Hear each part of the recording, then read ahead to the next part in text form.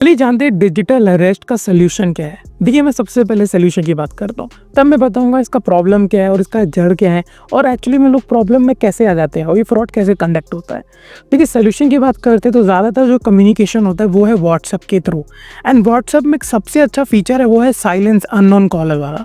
अब अक्सर ये लोग अगर आप इनेबल नहीं करते, मैं भले बता देता हूँ कैसे इनेबल किया जाता है। आपको ओपन करना है व्हाट्सएप, सेटिंग्स ओपन करने के बाद आपको मिलता है यहाँ प्राइवेसी। सेकंड नंबर पे ही है प्राइवेसी, इस पर क्लिक करेंगे आप, थोड़ा सा स्क्रॉल डाउन कीजिए थोड़ा सा ही, आपको मिलता है कॉल्स, साइलेंस अननोन कॉलर वाला। देख सकते हैं यहाँ पे मैंने जो टर्न ऑफ करके रखा हुआ है, अब आपको इसे टर्न ऑन करना है।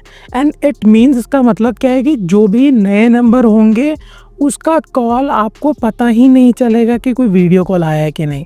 ठीक है, अगर आप उस टाइम में फ़ोन इस्तेमाल कर रहे हो तो नोटिफिकेशन पे आता है कि साइलेंस आ रहा है, पर आप उस पर दबाइएगा मत। ये पता है किस चीज़ के लिए? देखिए, आपके घर में कोई पेरेंट्स है, आपके मम्मी पापा हैं या कोई भी ग्रैंड पेरेंट्स हैं, ये सब क्या होता है, ये फ़ोन को ज़्यादा फेमिलियर नहीं रहते हैं। जब वीडियो कॉल आता है तो उनके अंदर रहता है कि आपके किसी जान पहचान वाले आदमी ने ही वीडियो कॉल किया होगा, क्योंकि इनको लगता है कि नंबर उन्हीं के पास होगा। बट एक्चुअली में नंबर कहीं ना कहीं किसी ना किसी तरीके से एक्सपोज हो चुका हो। नंबर बेचने का बहुत बड़ा चलन है। आप किसी भी कस्टमर का जो नंबर होता है वो एक बहुत इंपॉर्टेंट रोल प्ले करता है। And companies lakhs of crore rupees invest कर देती है आपके डेटा को लेने के लिए, और फिर उसे बेचा जाता है बहुत ही रीजनेबल रेट में बेचा जाता है, जिससे ये लोग आइडेंटिफाई करते हैं। फिर ये लोग जस्ट एक स्पूफ कॉलिंग करने की कोशिश करते हैं। इसमें से जो ये आता है डिटेक्ट होते हैं, उसके बाद इनको ये मेन टारगेट पर रखते हैं और उसके साथ ये करने की कोशिश करते हैं। अब इसमें होता कैसे है मैं आपको समझाता हूँ। अब ये लोग एक कमरा कमरे बनाएंगे किसी भी एक ऐसे लोकेशन पे जहाँ पर किसी को शक नहीं होता। उसके बाद पीछे बैकड्रॉप लगाएंगे। बैकड्रॉप का मतलब इस तरीके का क्लोथ लगाएंगे या पीछे का डिज़ाइन ऐसा करेंगे दीवारों पे कि जिस तरीके से लगे कि वो कोई पुलिस स्टेशन पे या कोई ईडी डिपार्टमेंट से या कोई सीबीआई से, इन जैसे डिपार्टमेंट जो ऑफिशियल बॉडीज़ होते हैं जो अरेस्ट कर सकते हैं, उनके पीछे की तरह वैसा डिज़ाइन रखेंगे। ठीक है, वैसा ड्रेस करेंगे, थोड़े से वीडियोस चेकआउट करेंगे किस तरीके बात करते हैं, वो तहजीब से वो उसी तरीके से बात करेंगे जैसे कोई ऑफिशियल बात करता है, और आपको बताएंगे। आपको सबसे पहला चीज़ ये समझना है कि आपको वो फियर में डालना चाहते हैं और आपके पास टाइम नहीं है। अब फियर और जब टाइम एक साथ मिलता है तो अक्सर इंसान गलती पे गलती करता जाएगा। तो फियर क्या हो गया, आपको किसी तरीके से डराएंगे कि आपका बच्चा किसी केस में चला गया, आपका आधार कार्ड किसी मिसयूज़ में लग गया, आपके नाम पे कोई एयरपोर्ट पे कोरियर जा रहा था, या कोई इमिग्रेशन में कुछ प्रॉब्लम आया, आपका पासपोर्ट यहाँ फंस गया। ऐसे कुछ ना कुछ एक स्टोरी रहेगा जिससे आपको डराया जाता है। कभी कभी कितने लोगों को केसेस आए होंगे, बेटे वैसे बाहर गए हैं, उनकी फैमिली में कोई बाहर गया तो बोले हमने इस केस में इसको पकड़ लिया है।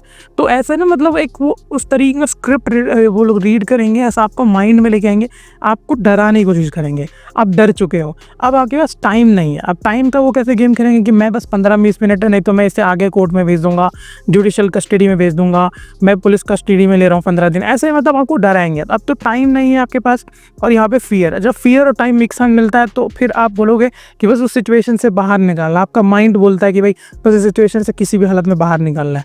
तब आता है उनका सबसे इंपॉर्टेंट चीज़, ठीक है हम लोग केस को दबा देंगे और आप हमें पैसा दे दीजिए। तब आता है आप क्या सोचते हो कि चलो ठीक है कुछ पैसे दे के यहाँ से निकल जाते हैं।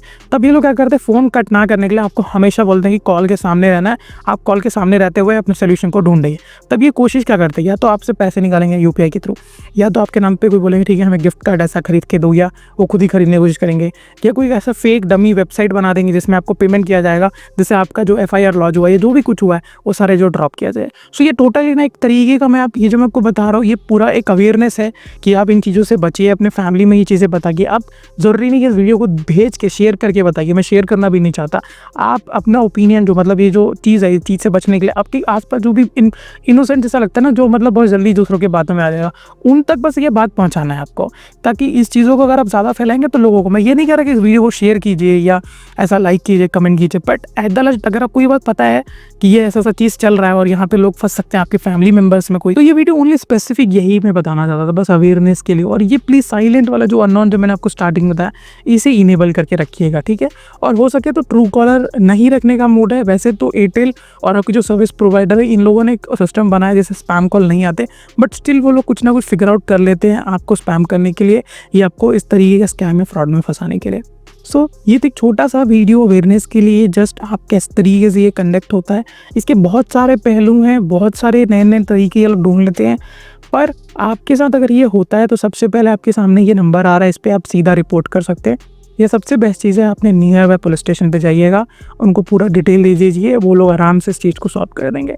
बाकी यहीं तक रखते हैं, मिलते हैं नेक्स्ट एपिसोड में, तब तक के लिए।